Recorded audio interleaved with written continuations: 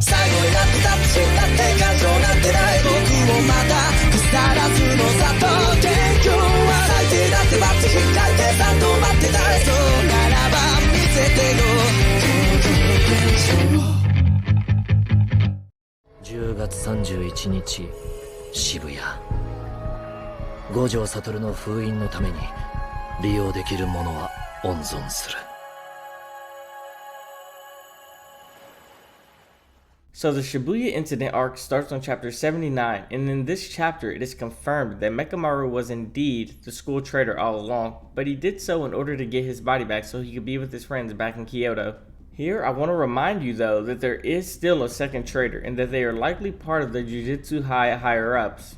Moving on though, after a bit of discussion between him and Mahito uses idol transfiguration to restore Mekamaru's body and their fight begins. In chapters 80 through 82, as Mekamaru and Mahito fight, we get to learn a little bit more about simple domains as far as their origins and a few of their uses, as well as see Mahito's insane rate of growth. In chapter 82, as their fight concludes, Mekamaru is killed by Mahito, and after that Mahito and Geto head towards Shibuya. At 7 p.m. on October 31st, 2018, a curtain with a 400-meter radius is cast that centers around the Tokyo department store.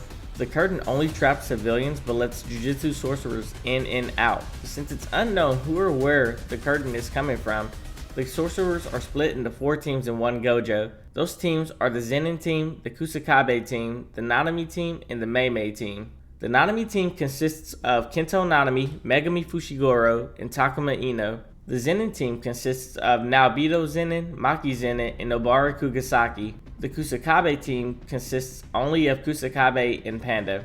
And finally, the Meimei team consisted of Meimei, Wee Wee, and Yuji Itadori.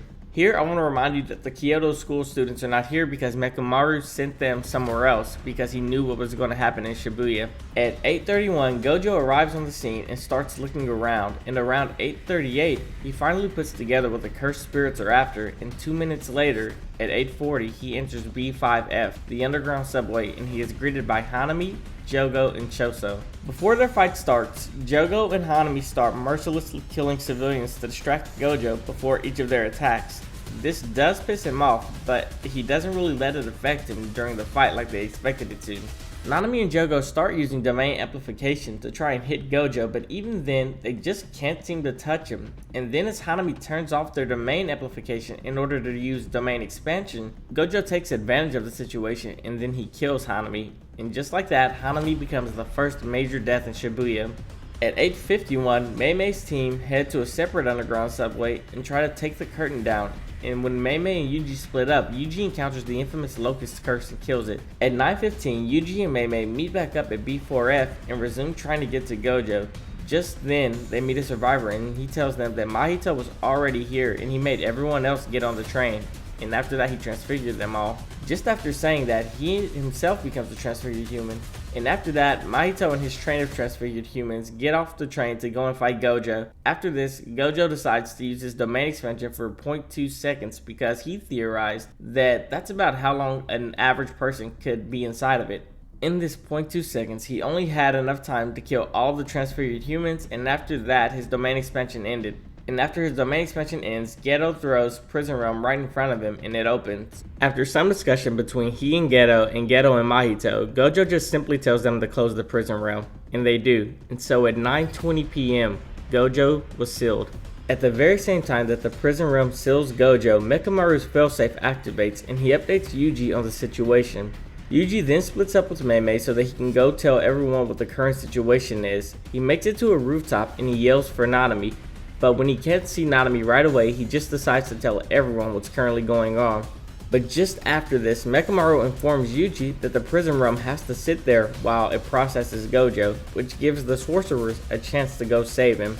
Just then, at around 9:30, the Cursed Spirit Group and Geto are discussing what they should do while they wait, and Mahito decides to go kill Itadori. He and Jogo get into an argument, and Mahito says that if he can find Yuji first, then he can feed him Sukuna's fingers, but if he finds Yuji first, that he's going to kill him. So about 50 minutes after Gojo is sealed and Yuji is heading in that direction, Yuji runs into Choso, and at 10:10, Yuji vs. Choso begins.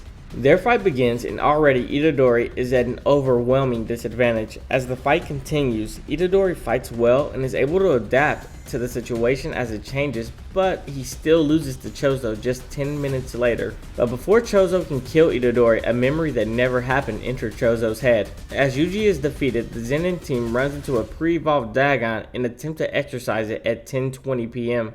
After Dagon remembers Hanami's death, it fully evolves and the real fight begins.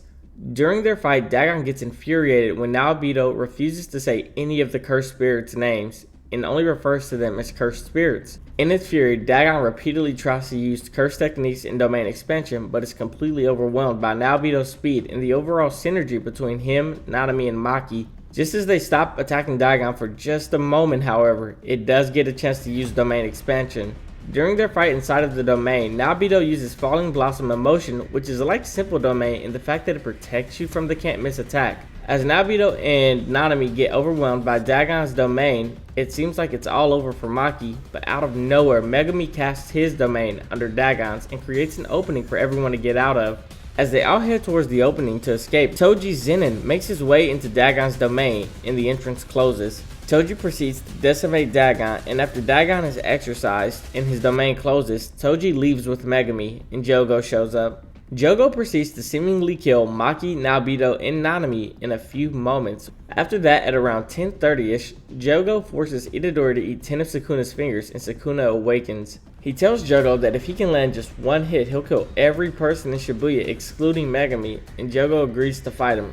As they fight, Megumi is also currently fighting Toji. Toji asks Megumi his name, and Megumi tells him that it's Fushiguro, and after that, Toji is happy and he kills himself. After that, Megumi heads to where Shoko is in order to get healed so he can continue fighting, and just then he is ambushed by Haruta. At 11:07 p.m., Jogo is defeated and Arame shows up to speak with Sukuna, and at the same time, Megumi and Haruta's battle is also coming to an end. Before he dies, Megumi summons Mahoraga and forces Haruta into the ritual with him. Mahoraga then attacks Megumi and puts him into a state of suspended death until the ritual is complete. After this, Mahoraga targets Haruta, and just then Sukuna shows up. He analyzes the situation and then proceeds to use a reversed curse technique on Megumi to heal him. During their fight, Sukuna not only reveals how Mahoraga's abilities work, but a little bit more about his personal domain expansion. He opened his domain expansion to 140 meters, with the maximum range being 200 meters. For reference, the curtain itself is 400 meters, so Sukuna's domain expansion was just under half the length of the curtain, and then he proceeded to destroy everything in that radius. After defeating Mahoraga, Sukuna gives Megumi to Principal Yaga and takes Yuji back to the site of his domain expansion.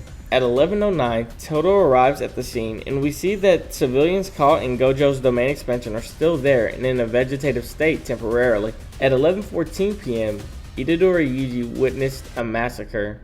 He then decides that he has to die, but before that he has to keep helping as much as he can. So he heads back to the subway, and there he encounters a half-dead Nanami with Mahito's hand on his chest. Nanami wonders what he should say to Yuji and simply says that you've got it from here, and Mahito kills him.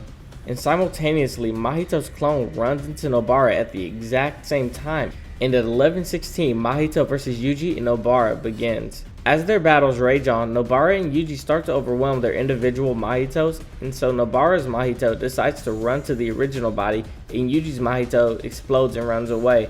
Nobara and Yuji each individually chase their Mahitos. As all four of them enter the hallway, the two Mahitos run past each other to switch opponents, and just for a moment, when Nobara didn't know that there were two Mahitos, she let her guard down out of confusion, and Mahito touches her left eye.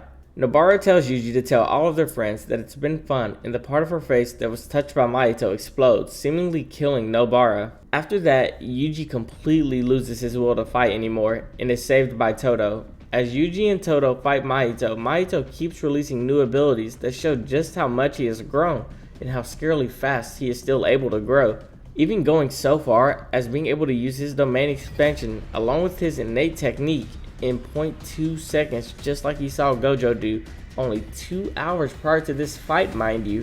Because of his new ability, Mahito manages to take Todo's left hand, thus making his ability mostly useless. Mahito tries to take advantage of this and attack Todo, but Todo shows us that his ability also extends to high fives or claps. He does this by switching places simply by touching his and Mahito's hands together. After this, he destroys his remaining hand and is unable to use his curse technique Boogie Woogie anymore.